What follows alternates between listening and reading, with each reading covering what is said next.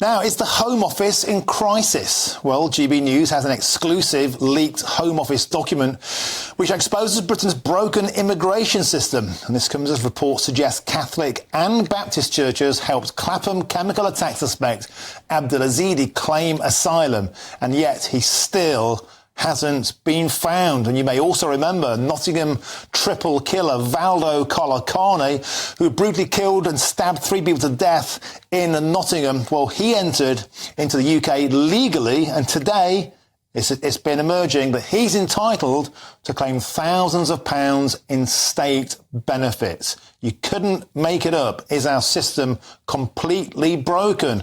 And also in the news today, a debate kicks off in about an hour's time. Is it time to deport asylum seeker criminals from the UK? Well, there's lots to get stuck into there. And joining me now in the studio is the Conservative MP for Ipswich, Tom Hunt. Tom, welcome to the studio. Let's start with the Colacane situation, the Vincent Colacane, so Valdo Colacane emerged. He's entitled to £360 a month of benefit. This is the law, but the mother of one of the killed, Emma Webber, Barnaby's mum, saying this may be the law, but we strongly suggest the law is wrong and it urgently needs to be reviewed. I think she's right. I mean, I think that, this is an individual who's killed, murdered, 3 young people, and I think it's this slight discrepancy about whether it's a prison or whether it's got a psychiatric element. Ultimately, I do not think he should be receiving any money at all from a taxpayer. I think he's already abused the trust of a British taxpayer. He's already abused the trust of people of this country. So no, I absolutely share the anger of the mother in question.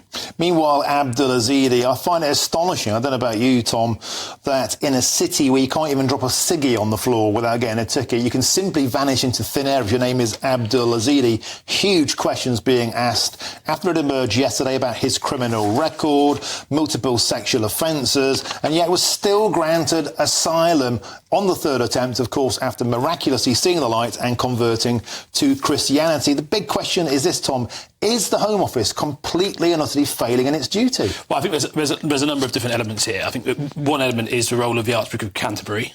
I think he seems to be very much against any kind of border control. He seems to be pro-open borders. Any attempt to control immigration, he fights and militates against. And a lot of his people follow his leadership within the church and do exactly the same thing. I think it's deeply concerning, the role of the Church of England in relation to the immigration debate. And in terms of these specific examples we've seen who have been helping people game the system. In terms of the Home Office, the problem is a lot of it is the human rights framework within which we're operating. And I think, frankly, until we make those big changes, I think we're going to continue to struggle. And I do think I have come to a conclusion some time ago, for example, that I think we should leave the European Convention of Human Rights. I think that is, we will eventually end up leaving it. That's my prediction. I'd rather it was sooner rather than later. I've heard a rumour swirling around Westminster that there could be an attempt to throw that question onto the general election ticket at the same time, as a way of really forcing a point of difference between the Conservatives and the other parties. Is there any merit in this rumour? So I've actually got quite a niche view on the ECHR. A lot of people think that, because of the magnitude of leaving it, we'd have to put it in a manifesto. We'd sort of potentially even have to have a referendum on it. I just leave it. Ultimately, when it comes to that, having a mandate, when it comes to manifestos, we had a really clear manifesto in 2019 to take back control, to take back control of our borders. And that was in broad headlights. And we've got a mandate of 80 seats to take back control. And if it is the case that the ECHR, amongst other things, is preventing us in our ability to fulfil that democratic mandate, we should simply leave it.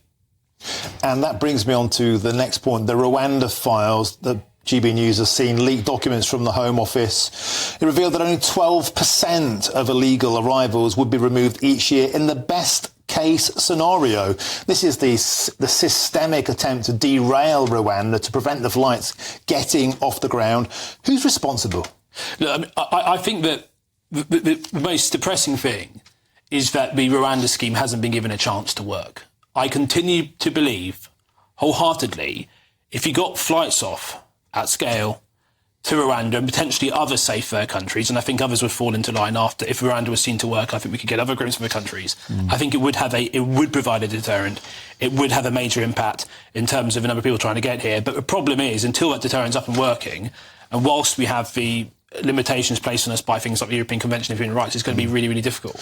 And presumably, Tom, miscreants like Abdul-Azidi would have been deported to Rwanda a long time ago if that scheme were in place. Yeah, I mean, the problem is we appear to have a system at the moment where the interest of the British citizen is right at the bottom of the pile when it comes to the list of priorities. At the top are individuals like him, and at the bottom is the British taxpayer. And I think that has got to change drastically, because I think the danger is people just get increasingly fed up. There's a deep unfairness to this, mounting anger, and I think it falls to us to take action on this, because we know that if the Labour Party got in, all of this will get a lot worse, which is my fear.